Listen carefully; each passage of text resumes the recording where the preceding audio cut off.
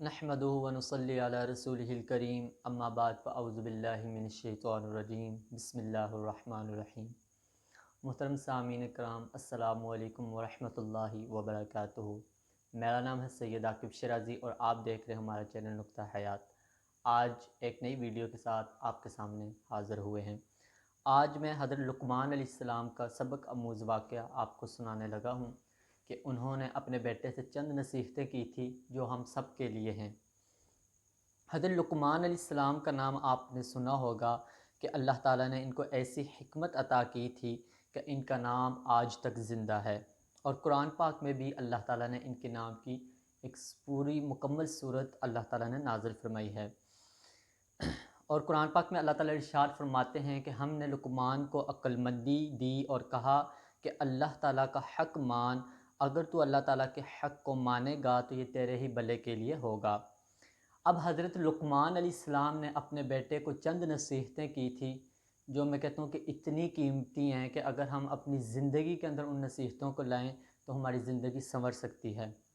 हज़रत लुक़मान अलैहिस्सलाम ने अपने बेटे को जो नसीहतें की थी उनमें से सबसे पहली नसीहत कि ए मेरे बेटे, अल्लाह ताला के साथ किसी को शरीक ना करना, ये बड़े नाइंसाफ़ी की बात है।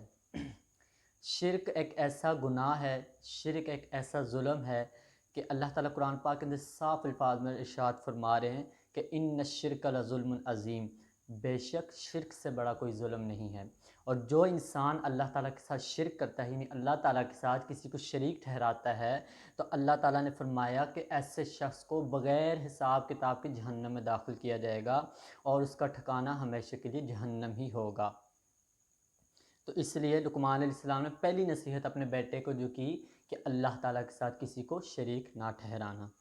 दूसरी नसीहत, माँ बाप का कहना मानना कि तेरी माँ ने तुझको पेट में रखा, इसके लिए कितनी तकलीफ़ें उठाई, फिर 2 बरस तक दूध पिलाया। हाँ, अगर तुम्हारे माँ बाप ये कहें कि अल्लाह का किसी को शरीक बनाओ तो फिर इनका कहना ना मानना, लेकिन फिर भी इनकी खिदमत करते रहना। अब ये अगर देखा जाए तो आजकल के दौर के अंदर औलादें इस कदर मतलब इस हद तक चली जाती हैं कि माँ बाप की कोई बात मानने को तैयार ही नहीं होती। और घर के अंदर अगर माँ कुछ सालन या कोई चीज़ बनाई होती है, अगर उनकी पसंद की नहीं होती तो वो कितनी कितनी बातें सुना लेते हैं। हम सब इसमें शामिल हैं। तो ये कितनी कमाल की बात उन्होंने अपने बेटे से की कि हर हाल में माँ बाप का कहना मानना, उनकी इताअत, उनकी फर्माबरदारी करना। लेकिन उस हाल में माँ बाप का कहना ना मानना कि अगर वो आपको शिर्क परस्ती, अगर मतलब आपके माँ बाप हिंदू हैं तो आपको बुतों की पूजा पे लगा रहे हैं, तो क्योंकि अल्लाह से बढ़ के माँ बाप भी नहीं हैं। सबसे पहले अल्लाह हैं, उसके रसूल हैं, फिर तीसरा हक माँ बाप का है। तो उस सूरत में अपने माँ बाप का कहना ना मानना, क्योंकि हमारे माँ बाप को भी पैदा करने वाले अल्लाह ताला की ज़ात है, तो पहले अल्लाह हैं। लेकिन फिर भी कहा कि उनकी खिदमत करते रहना, उनकी खिदमत करते रहना। तीसरी नसीहत कि ए मेरे बेटे, अगर कोई चीज़ राई के दाने के बराबर होगी, वो किसी पत्थर में हो या आसमान में, कहीं भी होगी, अल्लाह ताला इसको क़यामत के रोज़ हाज़िर कर देंगे। कि अगर आपकी नेकी है तो आपकी नेकी, अगर आप कोई भी नेकी करते हैं तो वो ज़ाया नहीं जाती, वो बाकायदा लिखी जाती है। इसी तरह बुराई आप करते हैं तो आपकी बुराई भी लिखी जाती है। जो हमारे दाएं बाएं फरिश्ते बैठे हैं, अगर आप एक कमरे में बंद हो के आप गुनाह कर रहे हैं कि हम बुरा काम कर रहे हैं, हमें कोई भी नहीं देख रहा, तो अल्लाह ताला तो हर जगह हाज़िर हैं, नाज़िर हैं। लेकिन अगर आप कहते हैं कि अल्लाह भी हमें नहीं देख रहा, तो ये जो फरिश्ते आपके दाएं बाएं बैठे हैं, आप जहाँ पे जा रही है, ये तो अमाल नामा तो आपके फरिश्ते लिख रहे हैं, तो आपका लिखा जा रहा है हर चीज़। और कल क़यामत के दिन ये लिस्ट पूरी आपके सामने आ जाएगी। जो आपने बुराइयाँ की होंगी वो भी, और जो आपने अच्छाइयाँ की होंगी वो भी आपके सामने आ जाएंगी। चौथी नसीहत कि ए मेरे बेटे, नमाज पढ़ा कर और अच्छी बात सिखा और बुराई से मना कर, और जो तुझ पर मुसीबत पड़े इस पर सब्र कर, बेशक ये हिम्मत के काम हैं।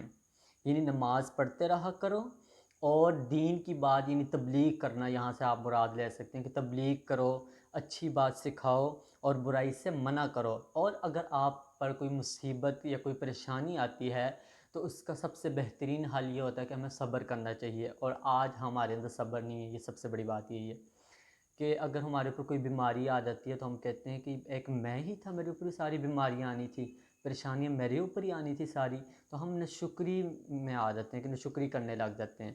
تو یہ ہے کہ اگر ہم صبر سے کام لیں تو اللہ تعالیٰ اور زیادہ عطا فرماتے ہیں، جیسے کہ ایوب علیہ السلام، کہ اللہ تعالیٰ نے ان کو ہر چیز دی ہوئی تھی، لیکن جب اللہ تعالیٰ نے ان سے سب کچھ چھین لیا تو انہوں نے کیا کیا؟ صبر کیا، تو اللہ تعالیٰ نے ان کو ہر چیز دگنی عطا فرمائی۔ نمبر 5، اور لوگوں کی طرف اپنے ہاتھ نہ پھیلا اور زمین پر اکڑ کر مت چل، یعنی غرور نہ کر۔ اللہ کو اترانے والے اور غرور کرنے والے بالکل بھی پسند نہیں۔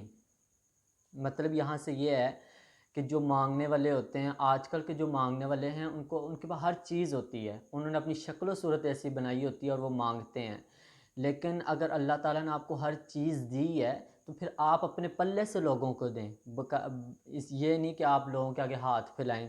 تو اس چیز کو بھی منع کیا گیا ہے کہ لوگوں کی طرف اپنے ہاتھوں کو مت پھیلا۔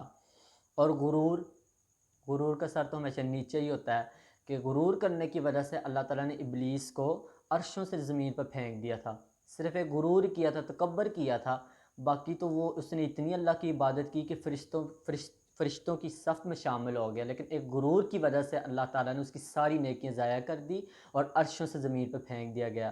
تو یہاں سے ہم یہ سمجھ سکتے ہیں کہ اللہ تعالیٰ کو غرور اور اکڑ کر چلنا یہ بالکل بھی پسند نہیں ہے۔ اور چل مسیح کی چال اور نیچی کر اپنی آواز، بے شک بری آواز گدھوں کی سی ہے۔ یہاں سے مراد یہ ہے کہ اپنی چال، مسیح کی چال چلنا، مطلب عاجزی انکساری کے ساتھ چلنا۔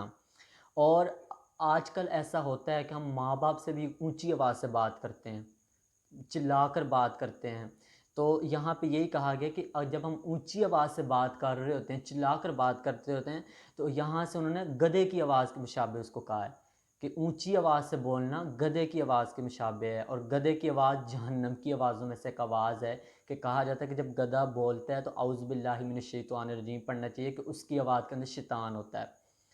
حضرت لقمان علیہ السلام نے اپنے بیٹے کو جو نصیحتیں کی ہیں وہ ہم سب کے لیے بھی ہیں، کہ اللہ کا شریک کسی کو نہ کریں۔ اس کا مطلب یہ ہے کہ ہم یقین کر لیں کہ ہر کام کرنے والا اللہ ہی ہے، ماں باپ کا کہنا مانیں۔